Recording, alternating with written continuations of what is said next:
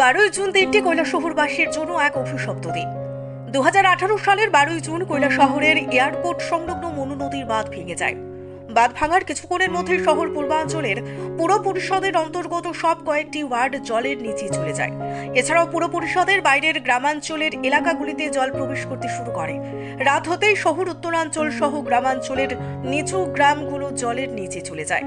শহর পূর্বাঞ্চলের পুর পরিষদের অন্তর্গত 5টি ওয়ার্ডে রাত হতেই জলের পরিমাণ এতটাই বৃদ্ধি পায় যে প্রত্যেককে বাড়িঘর ছেড়ে অন্যত্র চলে যেতে হয়। যাদের শুধু দ্বিতল ভবন ছিল, কেবল তারাই বাড়িতে থাকতে পেরেছিলেন।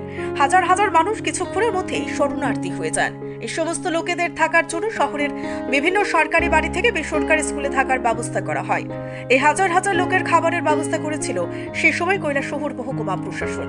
এছাড়াও সেই সময় কৈলাসহর লায়ন্স ক্লাব বিশেষ ভূমিকা রাখে। শরণার্থীদের দুবেলা করে খাবারের ব্যবস্থা করেছিল লায়ন্স ক্লাব, যা কোনোদিন বাড়িঘর ছেড়ে আসা সেই সব শরণার্থীরা ভুলবেন না। প্রায় 5 দিন জলের নিচে ছিল গ্রামাঞ্চল সহ শহর উত্তরাঞ্চলের 5টি ওয়ার্ড। সবচাইতে ভয়ঙ্কর দৃশ্য দেখা গিয়েছিল সেই সময় বন্যার জল নেমে আসার পর। চারিদিকে শুধু দুর্গন্ধ।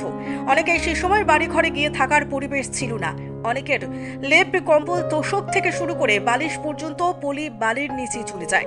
সে সমস্ত লোকেদের বাড়িঘর পরিষ্কার করে সেই সময় নতুন করে জিনিসপত্র কিনে বসবাস করতে হয়েছিল।